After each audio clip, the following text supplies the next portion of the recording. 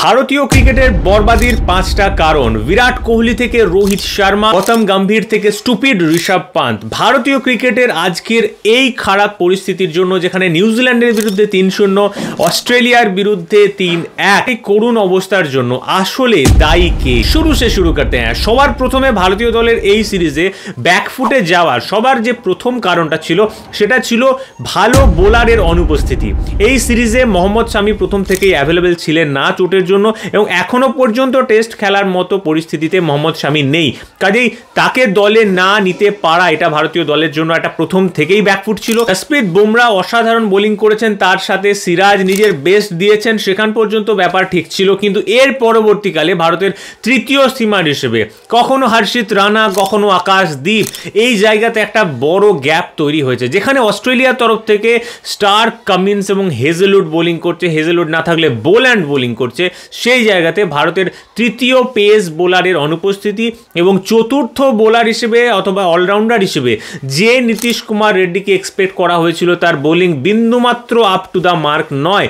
ব্যাটিংয়ের দিক দিয়ে তিনি হার্দিক পান্ডিয়ার থেকে অনেক বেটার করলেও টেস্ট ক্রিকেটে বোলিংয়ের দিক দিয়ে নীতিশ কুমার রেড্ডি সেই জায়গায় নেই, এবং ভারতীয় দলে প্রপার বোলারের অনুপস্থিতি, সেটার জন্যই কিন্তু ভারতীয় দল আজকে এই সমস্যার মধ্যে পড়েছে। না, মোহাম্মদ শামির অনুপস্থিতিতে বুমরা, সিরাজের উপর রেসপন্সিবিলিটি অনেক বেশি, কিন্তু এখানে ভারতীয় দল চাইলে কি আর কোনো পেস বোলারকে ইউজ করতে পারতো? ভুবনেশ্বর কুমার অথবা নটরাজনের মতো বোলারদের দিকে কি ভারত তাকাতে পারতো? অথবা পুরনো যে সমস্ত এক্সপিরিয়েন্স বোলার রয়েছে তাদের দিকেও কিন্তু বিসিসিআই ফিরে তাকায়নি। তাদের মনে হয়েছে নতুন বোলারদের নিয়ে আমরা ভাই অস্ট্রেলিয়া সিরিজটা উতরে দেবো, কারণ অস্ট্রেলিয়া সেরকম কোনো প্রতিপক্ষ নয়। মেবি এটাই চিন্তা ভাবনা ছিল বিসিসিআই, যার কারণে প্রপার বোলিং অ্যাটাক ছাড়া ভারত এই সিরিজ খেলতে গেছে, সেটার ফল ভারতীয় দলকে হাতে নাতে পেতে হয়েছে।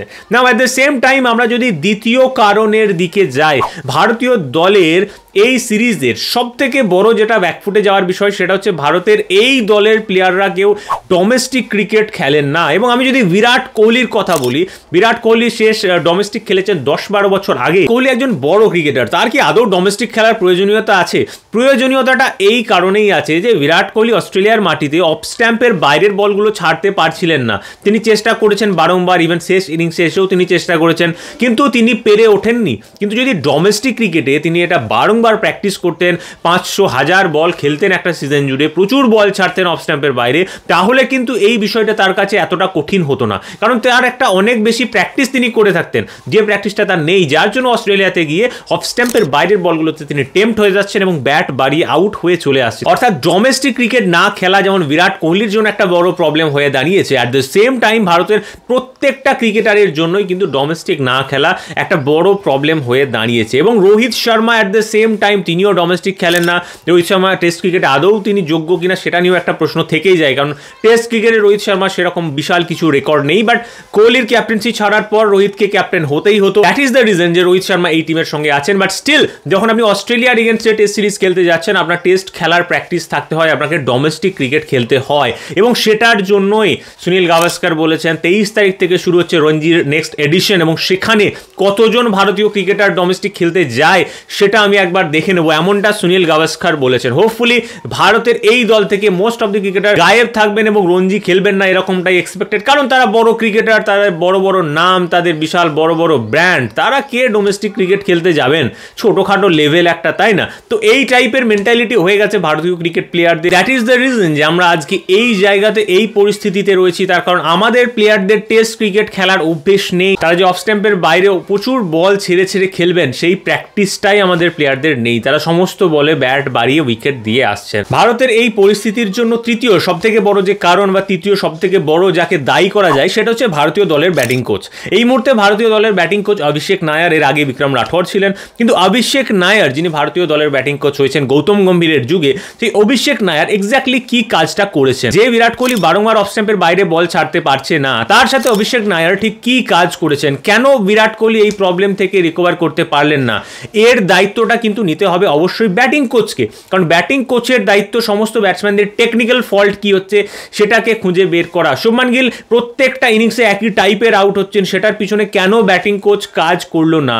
সো এই জায়গাতে ভারতীয় দলের ব্যাটিং কোচকেও কিন্তু জবাবদিহি করতে হয় না। অনেকেই ব্যাটিং কোচের কোয়ালিটি বা তার যোগ্যতা নিয়ে প্রশ্ন তুলবেন, কারণ অভিষেক নায়ার ভারতীয় দলের হয়ে বিশাল কিছু পারফর্ম তিনি করেননি, তো তাকে ভারতীয় দলের ব্যাটিং কোচ কি করে করা যেতে পারে এটা নিয়ে অনেকে প্রশ্ন তুলতে পারেন। বাট দ্য থিং ইজ, ভারতীয় দলের ব্যাটিং কোচ হতে গেলে টিম ইন্ডিয়ার জন্য অনেক ম্যাচেস খেলতে হবে, বিরাট কোনো প্লেয়ার হতে হবে, এই ধরনের কোনো ক্রাইটেরিয়া নেই। যেমন বিক্রম রাঠোর ভারতীয় দলের বিগত কোচ, তিনি খুবই সফল একজন কোচ ছিলেন, বাট তিনিও যে বিশাল প্লেয়ার ছিলেন এরকমটা নয়। সো এই পয়েন্টটা একদমই ভুল যে তার কোনো যোগ্যতা নেই, তিনি বেশি ম্যাচ খেলেননি, তিনি বড় প্লেয়ার নন, এই পয়েন্টটা একদমই ভুল। হ্যাঁ, অবশ্যই প্রশ্নটা উঠবে যে কেন তিনি এই প্রবলেমগুলো সলভ করতে পারেননি। নিউজিল্যান্ড সিরিজ গেছে, অস্ট্রেলিয়া সিরিজ এসছে, এতটা টাইম পাওয়া সত্ত্বেও কেন ভারতীয় দলের ব্যাটসম্যানরা একই সমস্যা নিয়ে এগিয়ে চলেছেন?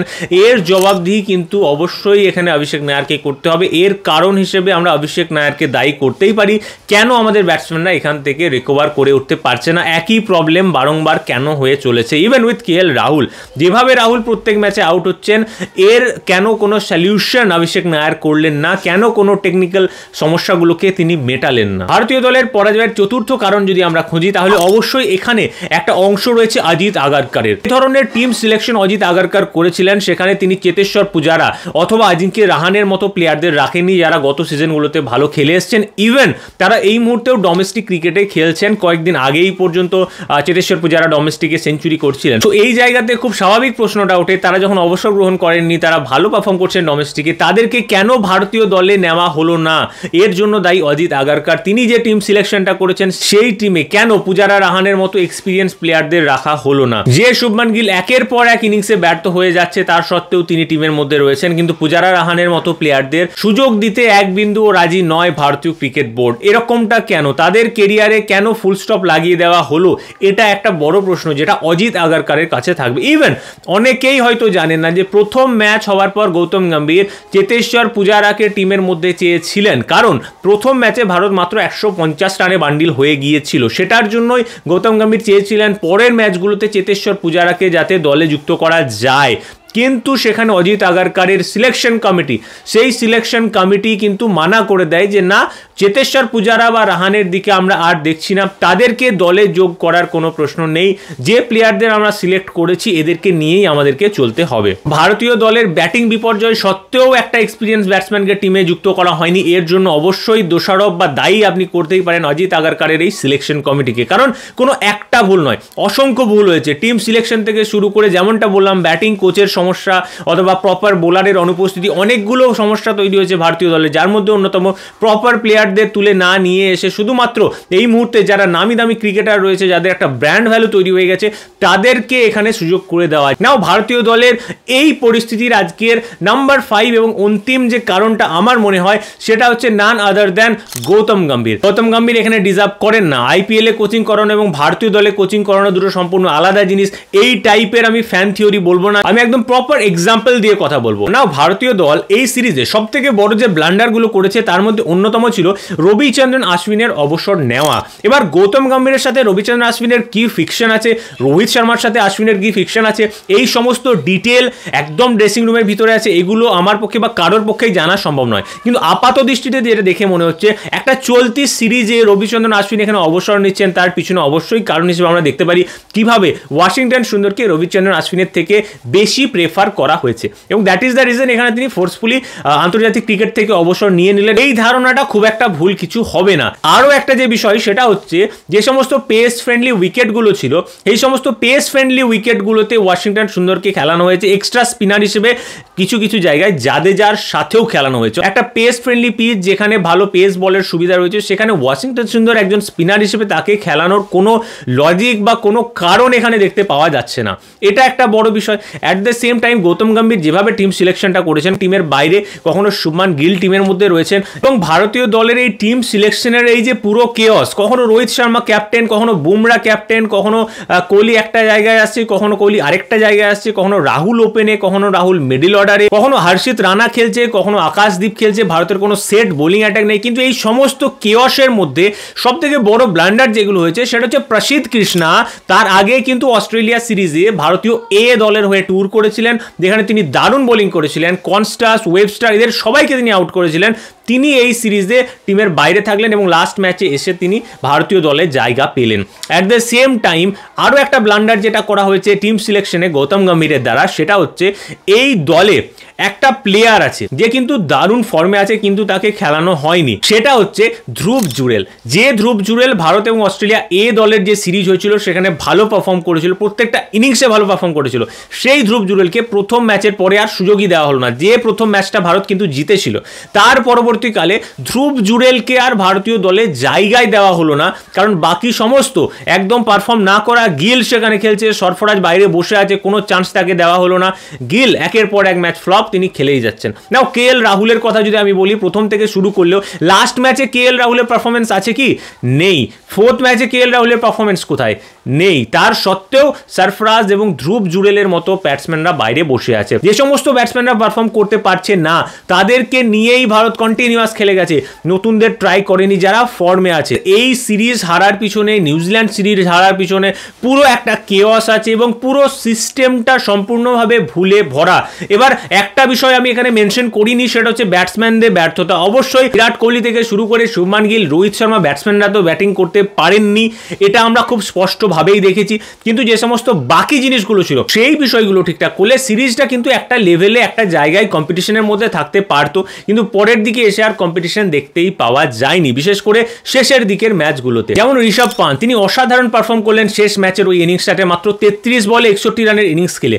কিন্তু ঋষভ পান্থ যে গত ম্যাচে ফোর্থ ইনিংসে ম্যাচটাকে 6 মারতে গিয়ে তিনি জলে দিয়ে এসেছিলেন, সেটা কিন্তু মেনে নেওয়ার নয়। তার কারণ সুনীল গাভাস্কার যে তাকে স্টুপিড বলেছেন, এটাতে ভুল এই কারণেই নেই কারণ ওখানে ভারত ম্যাচটা জিতছিল না, ভারতকে ম্যাচটা ড্র করতে হতো এবং ড্র করার জন্য ঋষভ পান্থকে জাস্ট পুরো দিনটা খেলে বের করে দিতে হতো, যে কয়েকটা ওভার বাকি ছিল এবং সেখানে তিনি 6 মারতে গেছেন। That is the reason Gavaskar তাকে স্টুপিড বলেছেন, কারণ ওখানে ম্যাচ জেতার কোনো জায়গা ছিল না। এবং আজকে অর্থাৎ লাস্ট ইনিংসে যখন তিনি 33 বলে 61 রান করেছেন, সেটা কিন্তু তার থেকে এক্সপেক্টেড ছিল, তার থেকে দরকার ছিল। তিনি যদি ওটা খেলতে গিয়ে আউট হয়ে যেতেন, সেখানেও আপনি বলতেন যে না চলো রান করতে গিয়ে আউট হয়েছে, কারণ এখানে ভারতের পক্ষে ম্যাচটা ড্র করার কোনো জায়গা ছিল না। 3 দিনের মধ্যে ম্যাচটা যে রেজাল্ট হয়ে যাবে এটা আমরা দেখতে পাচ্ছিলাম। কিন্তু আগের ম্যাচে লাস্ট ইনিংসের লাস্টের কয়েক ঘন্টার মধ্যে গিয়ে কেন ঋষভ পান্থ ওখানে 6 হিটিং করতে যাবেন, এই ধরনের প্রশ্নগুলো উঠবে। কারণ যেখানে রাহুল দাঁড়াতে পারছেন না, গিল দাঁড়াতে পারছেন না, সেখানে ঋষভ পান্থ দাঁড়িয়ে থাকছেন, তিনি ভালো খেলছেন, তার সত্ত্বেও উইকেট ছুড়ে দিয়ে আসার যে ব্যাপারটা, এইগুলোও কিন্তু অবশ্যই কনসিডার করতে হবে। That is the reason fourth ম্যাচের পরে ঋষভ পান্থ এটা বলেছিলেন যে না আমাদের সত্যি ম্যাচের সিচুয়েশন বুঝে খেলা উচিত, কারণ তিনি তার ভুলটা বুঝতে পেরেছিলেন। 5 নাম্বার ম্যাচে এসে আরও একটা বিষয় পরিলক্ষিত হয় যেটা গৌতম গম্ভীর করেছিলেন, সেটা হচ্ছে প্রথম ইনিংসে যখন ভারত ব্যাটিং করে, নিশ্চয়ই নোটিস করবেন ভারত ভীষণভাবে স্লো ব্যাটিং করে। ইভেন ঋষভ পান্থ প্রচুর বল খেলেন, রানই তিনি করছিলেন না, খুব স্লো ইনিংস খেলছিলেন প্রথম ইনিংসে। রোহিত, বিরাট ভয়ানক স্লো ব্যাটিং হয়। কেন? চতুর্থ ম্যাচের শেষ ইনিংসে যে কাণ্ডগুলো ঘটেছিল সেটার উপর রিয়াক্ট করে গৌতম গম্ভীর ড্রেসিং রুমে এমনই কাণ্ড ঘটিয়েছিলেন যেটা রিপোর্টস বলছে। দ্যাট ইজ দ্য রিজন যে লাস্ট ম্যাচের প্রথম ইনিংসে এসে প্রত্যেকটা ব্যাটসম্যান ভয়ানক ডিফেন্সিভ ক্রিকেট খেলে এবং সেটার জন্য অস্ট্রেলিয়া কোথাও না কোথাও অ্যাডভান্টেজ পায়। কারণ একটা টিম যদি এত বেশি ডিফেন্সিভ হয়ে যায় যে বাজে বলেও স্কোর করবে না, সেই জায়গাতে গিয়ে কিন্তু অ্যাডভান্টেজ পেয়ে যায় বিপক্ষ দল। এখানে টিমের মধ্যে কিছু একটা ব্যাপার চলছে যার কারণে প্রত্যেকটা প্লেয়ারের মেন্টালিটি থেকে শুরু করে সমস্ত কিছু আপ অ্যান্ড ডাউন একটা গ্রাফের মতো চলছে। সো ওভারঅল সম্পূর্ণ একটা কেওয়াস, যেখানে ভারতীয় দলের ব্যাটিং লাইন আপ থেকে শুরু করে কোচিং স্টাফ, সমস্ত দিক দিয়ে টিম সিলেকশন, সব কিছুর উপরেই কিন্তু একটা প্রশ্ন চিহ্ন থেকে যায়। এবং 4-5 মাস পরে আবারও ভারত ইংল্যান্ডের মাটিতে যাচ্ছে 5 ম্যাচের টেস্ট সিরিজ খেলতে। এই সিরিজের আগে কতগুলো ভারতীয় ব্যাটসম্যান রঞ্জি ট্রফি খেলে সেটা একবার দেখার মতো বিষয় হবে। আপনার কি মনে হয় ভারতীয় দলের এই সিরিজে হারার পিছনে অ্যাকচুয়ালি কে দায়ী বা কোন কোন কারণগুলো রয়েছে? অবশ্যই সেটা কমেন্ট করে জানাবেন।